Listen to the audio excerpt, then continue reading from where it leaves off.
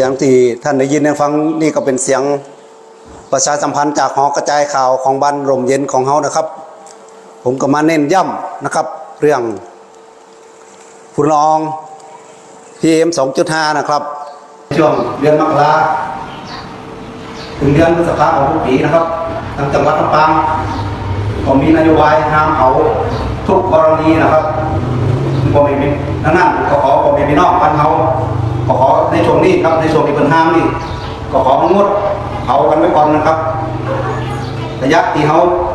ควรใส่ถังขยะความมือใส่ถุงดำตั้งอบตก็จะเก็บไปส่วนเด็กไฟไหม้ของกันเก็บของไว้พื้นต้นใหม่ก่อนนะครับห้ามเผาเพราะว่าที่โรงแก้หรือว่าที่ในบ้านของเขานะครับคือมันจะมีผลโดยตรงต่อสุขภาพของประชาชนและพ่อแม่พี่น้องบ้านเขานะครับผมก็ขอความร่วมมือขอความกรุณา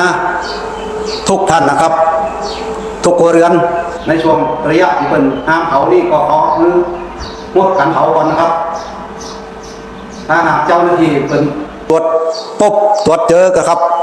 ก็จะมีความผิดตามกฎหมายที่ตามนโยบายเป็นออกคำสั่งมานะครับขอแม่พี่น้องบ้านเราปฏิบัติตามโดยเคร่งครัดนะครับสำหรับผมมีเรื่องประชาสัมพันธ์ไว้เพียงแค่นี้ครับขอยุติเสียงตามสายไว้เพียงแค่นี้ขอสวัสดีครับ